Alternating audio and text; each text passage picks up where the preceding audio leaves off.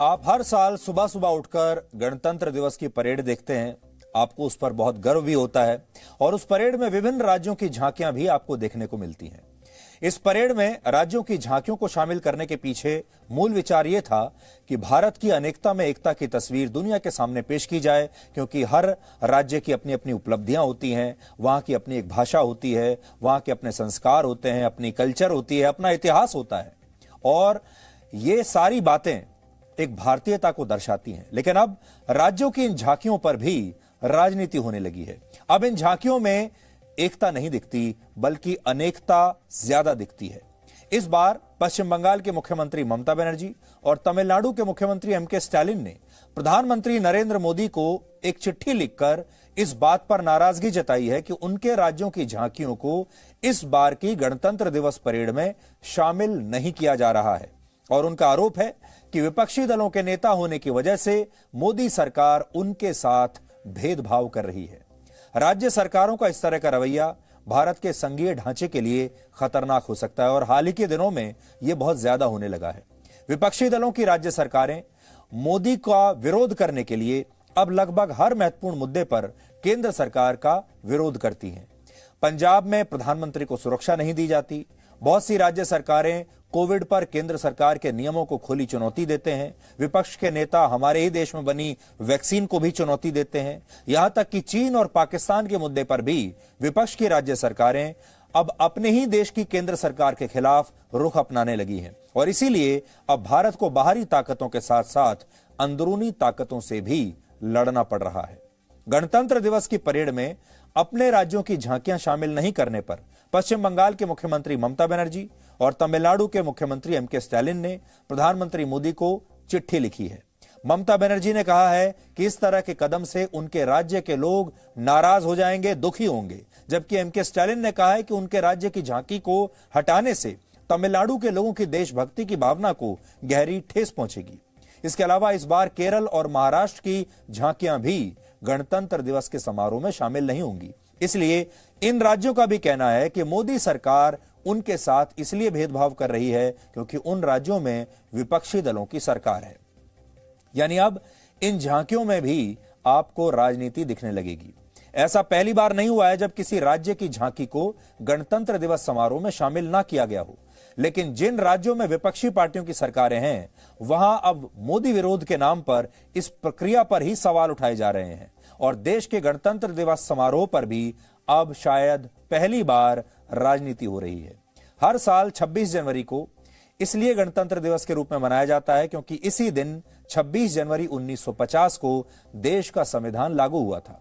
लेकिन इस गणतंत्र दिवस पर संघीय ढांचे को कमजोर करने वाली राजनीति हो रही है और हमारे देश की विपक्षी पार्टियां मोदी विरोध के नाम पर देश को ही कमजोर करने में जुट गई हैं और ये एक बहुत खतरनाक ट्रेंड की शुरुआत है जिसका आज हम आपके लिए विश्लेषण करेंगे। लेकिन सबसे पहले मैं आपको प्रधानमंत्री नरेंद्र मोदी को लिखी गई उन तमाम चिट्ठियों के बारे में बताता हूं। आज बहुत सारी चिट्ठियों का दिन है, सारी चिट्ठियां मैं अपने साथ लेकर आया हूं। इनमें एक चिट्ठी ममता बनर्जी की है, दूसरी एमके स्टालिन की है और इन चिट्ठियों में क्या लिखा है मैं आज आपको बताऊंगा और देखिए इसमें क्या लिखा है। सबसे पहले हम ममता बनर्जी की चिट्ठी पढ़ते हैं। वो कह रही हैं, I have been profoundly shocked and hurt by the decision of government of India to abruptly exclude the proposed tableau of government of West Bengal from the Republic Day parade। वो कह रही हैं कि इससे पश्चिम बंगाल के लोग बहुत नाराज हैं और I may like to inform you that all the people of West Bengal are deeply pained by this attitude of the central government।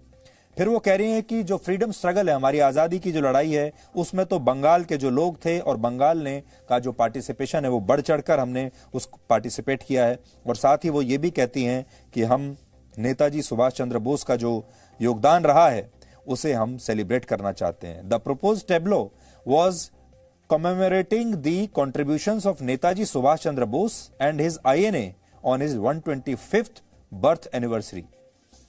तो वो कह रही हैं कि हमें यह मौका नहीं दिया गया कि हम नेताजी सुभाष चंद्र बोस की उपलब्धियों को दर्शा सकें इस झांकी के जरिए। इसलिए बंगाल के लोग, पश्चिम बंगाल के लोग आपसे बहुत नाराज हैं और हमारे साथ ये ज्यादती हो रही है। अब एमके स्टालिन भी यही लिख रहे हैं और वो कहते हैं वो भी कह रहे हैं कि I am deeply disappointed to know that the state of Tamil Nadu has been deprived of the opportunity to participate in the ensuing Republic Day parade to be held on January 26। और वो पूरी प्रक्रिया पर सवाल उठा रहे हैं और प्रधानमंत्री से कह रहे हैं कि आप खुद इसमें अब दखल दीजिए। वो भी यही कहते हैं कि हमारी झांकी का शामिल ना किए जाना हमारे तमिलनाडु के लोगों के जो सेंटिमेंट्स हैं, उनके इमोशंस हैं, उससे बहुत वो उन्हें ठेस पहुंचेगी। और जो कमेटी बनाई गई थी ये तय करने के लिए कि किस राज्य की झांकी आएगी, किसकी नहीं आएगी, उसने हमारे साथ नाइंसाफी की है, यानी प्रक्रिया पर सवाल उठा रहे हैं। अब आप यह समझिए कि गणतंत्र दिवस की परेड में झांकियों के चयन की पूरी प्रक्रिया क्या होती है, कैसे यह तय होता है कि किस राज्य की झांकी इस बार आएगी और किसकी नहीं आएगी। सबसे पहले तो आपको यह समझना होगा कि गणतंत्र दिवस समारोह का जो आयोजक होता है वो रक्षा मंत्रालय होता है। रक्षा मंत्रालय इसका आयोजन करता है। समारोह में परेड की पूरी रूपरेखा से लेकर बाकी दूसरे सभी बड़े फैसले रक्षा मंत्रालय को लेने होते हैं। इसके अलावा झांकियों के चयन की जिम्मेदारी भी रक्षा मंत्रालय की ही होती है और इस प्रक्रिया की शुरुआत रक्षा मंत्रालय के एक पत्र से होती है जो केंद्र सरकार के अलग अलग मंत्रालयों, विभागों और चुनाव आयोग जैसी संस्थाओं और देश के सभी राज्यों और केंद्र शासित प्रदेशों को भेजा जाता है। क्योंकि गणतंत्र दिवस की परेड में केवल राज्यों की झांकियां नहीं होती, इसमें अलग अलग मंत्रालय, अर्धसैनिक बल और चुनाव आयोग जैसी स्वतंत्र एजेंसियों की झांकियों का भी चयन होता है। इस पत्र में यह बताया जाता है कि इस साल के समारोह में झांकियों का मुख्य विषय क्या होगा, यानी थीम क्या होगा, और किन शर्तों पर झांकियों का चयन किया जाएगा। यानी जो राज्य और मंत्रालय इन शर्तों पर खरे उतरेंगे, योग्य होंगे, जिनकी झांकियां क्रिएटिव होंगी और उस थीम को मैच करती होंगी और बेहतरीन होंगी, उन्हें समारोह में शामिल किया जाएगा।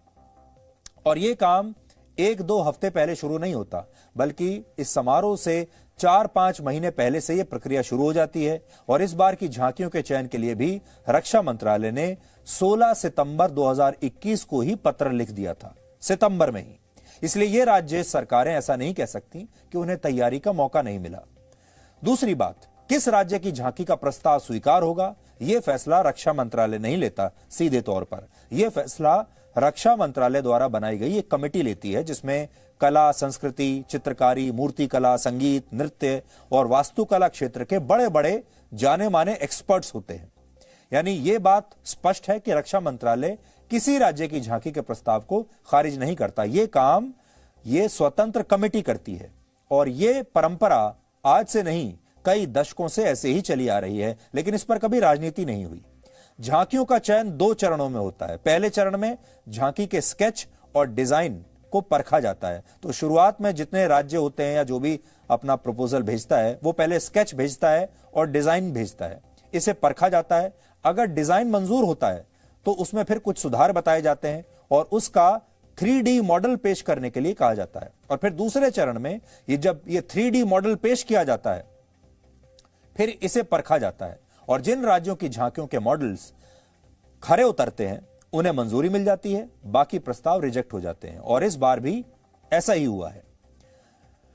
केरल, पश्चिम बंगाल, तमिलनाडु और महाराष्ट्र की सरकार ने झांकी के लिए जो प्रस्ताव भेजा था वो इस कमेटी ने स्वीकार नहीं किया और खारिज कर दिया। हालांकि ये राज्य अकेले नहीं हैं जिनके प्रस्ताव खारिज हुए हैं। इस बार इस एक्सपर्ट कमेटी को अलग अलग राज्यों और केंद्रीय मंत्रालयों से 56 प्रस्ताव आए थे, 56, जिनमें से केवल 21 का चयन किया गया है। यानी इस बार कुल 35 झांकियों के प्रस्ताव रिजेक्ट किए गए हैं, एक के नहीं 35 के।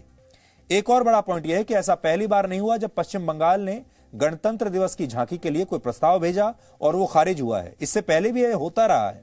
2018 और 2020 में भी पश्चिम बंगाल का प्रस्ताव इसी प्रक्रिया के तहत खारिज हुआ था, लेकिन तब ममता बनर्जी ने कुछ नहीं कहा था। इसी तरह 2018 के गणतंत्र दिवस समारोह में तमिलनाडु की झांकी शामिल नहीं हुई थी क्योंकि उसका प्रस्ताव पास नहीं हुआ। बड़ी बात यह है कि 2021 में यानी पिछले साल इन दोनों राज्यों की झांकियां गणतंत्र दिवस में शामिल हुई थी और इसी प्रक्रिया के तहत बीजेपी शासन वाले राज्य हिमाचल प्रदेश की झांकी रिजेक्ट हो गई थी। तब इन राज्यों ने यह नहीं कहा था कि हिमाचल प्रदेश के साथ भेदभाव हुआ है, वो भी तब जब हिमाचल प्रदेश सरकार अपनी झांकी में मनाली में स्थित अटल टनल का प्रदर्शन करना चाहती थी, जो केंद्र सरकार के सहयोग से ही बनी है। लेकिन इसके बावजूद उस समय हिमाचल सरकार का प्रस्ताव रिजेक्ट हो गया। इससे यह पता चलता है कि यहां मुद्दा इस प्रक्रिया का है ही नहीं। पश्चिम बंगाल ने यह सवाल उस समय नहीं उठाया जब 2016 में, 17 में, 2019 में और 2021 की गणतंत्र दिवस की परेड में उसकी झांकी को शामिल किया गया था।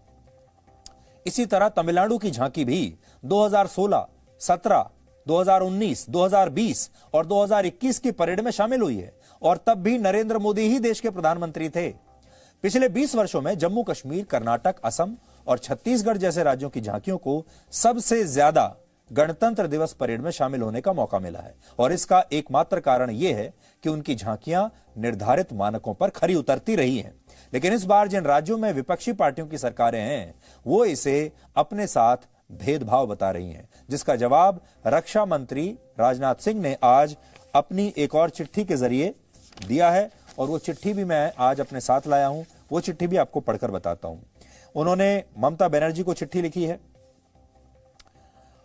और उन्होंने ये लिखा है कि आप जो कह रही हैं कि नेताजी सुभाष चंद्र बोस को आप फीचर करना चाहती थी, लेकिन उसके लिए नेताजी, इसी भावना को सर्वोपरि रखते हुए माननीय प्रधानमंत्री जी ने नेताजी के जन्म दिवस 23 जनवरी के दिन को पराक्रम दिवस के रूप में घोषित किया है और अब से हर बार गणतंत्र दिवस की शुरुआत नेताजी के जन्म दिवस 23 जनवरी से शुरू होकर 30 जनवरी को इसका समापन होगा।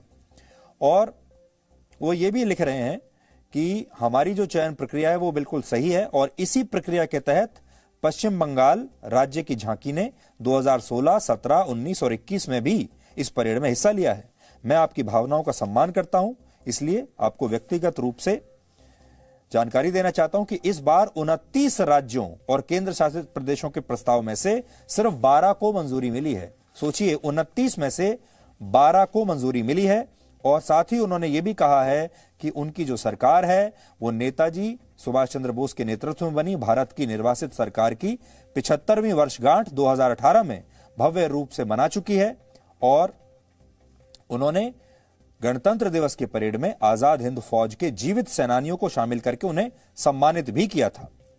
और तो वो ये बताने की कोशिश कर रहे हैं कि नेताजी सुभाष चंद्र बोस का जो कॉन्ट्रैक्ट है वो के लिए आपने नहीं लिया हुआ, केंद्र सरकार तो पहले से ही उन्हें बहुत सम्मान कर रही है। आपने जितना सम्मान नहीं किया उतना केंद्र सरकार कर चुकी है। ये राजनाथ सिंह ने उन्हें बताने की कोशिश की है।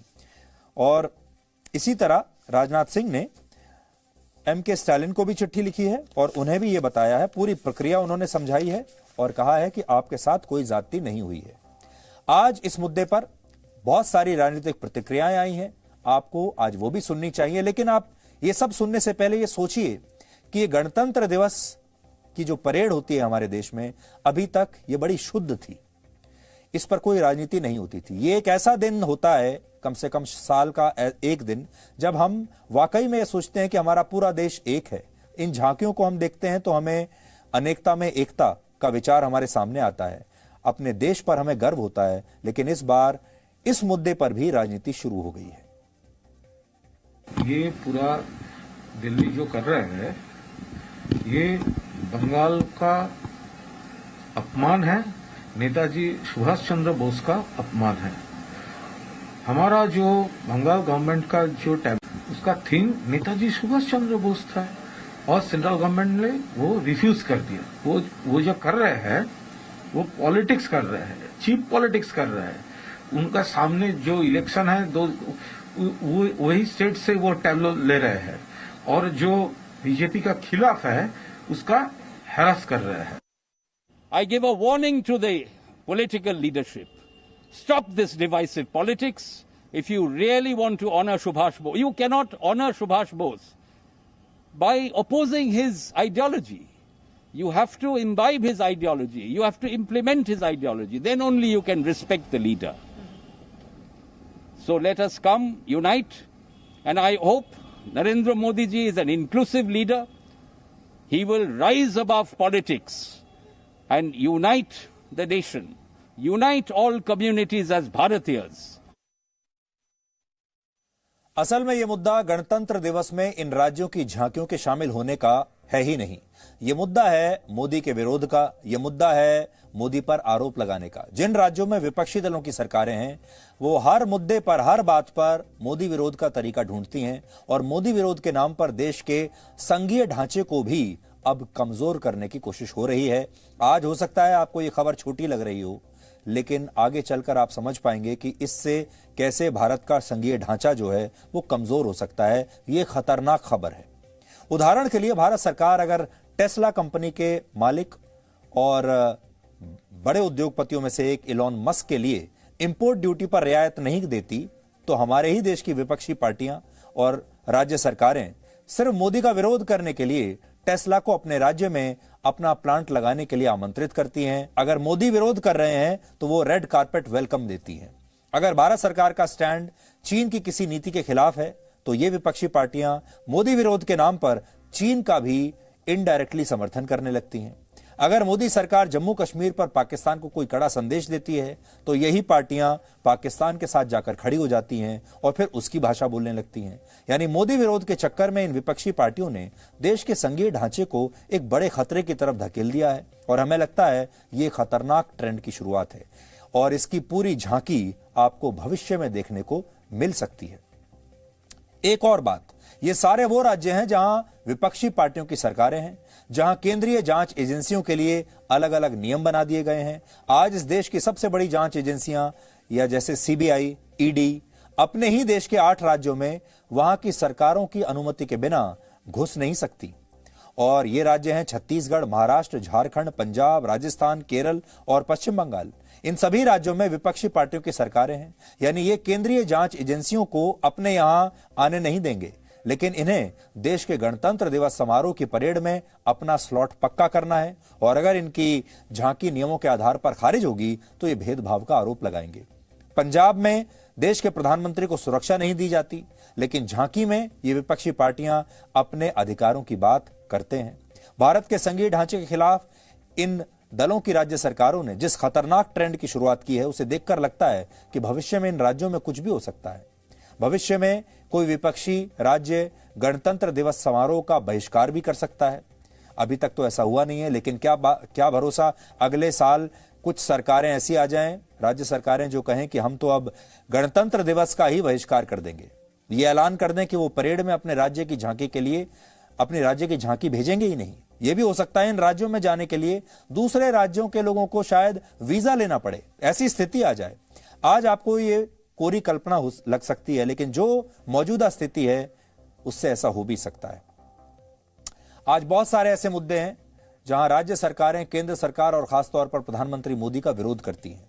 कौन कौन से हैं देखिए। कोविड पर क्या नीति होगी, इस पर केंद्र सरकार का विरोध होता है। लॉकडाउन पर क्या नीति होगी, ये अपने केंद्र सरकार की नीतियों का विरोध करते हैं। वैक्सीन पर भारत सरकार के दिशा निर्देशों का राज्य बहुत बार पालन नहीं करते, अपने ही देश में बनी वैक्सीन पर सवाल उठाते हैं। चीन के मुद्दे पर आप देख लीजिए, विपक्षी दल अपनी ही सरकार के खिलाफ हो जाते हैं। पाकिस्तान के मुद्दे पर भी यही होता है और मोदी विरोध के लिए ये दल आतंकवाद पर भी केंद्र सरकार का विरोध करते हैं, केंद्रीय एजेंसियों के अधिकारों पर सवाल उठाते हैं। यहां तक कि बीएसएफ के अधिकार क्षेत्र पर भी कई राज्य सरकारों को आपत्ति होती है, जबकि बीएसएफ तो राजनीति से ऊपर है। यानी ये सरकारें भारत सरकार के किसी आदेश को तो मानेंगी नहीं, लेकिन उन्हें गणतंत्र दिवस के परेड में अपनी पूरी हिस्सेदारी चाहिए और अगर ऐसा नहीं होगा तो वो इसे राजनीति का रूप देने लगेंगी। Presenting B News app available on Google Play and App Store. Download it now.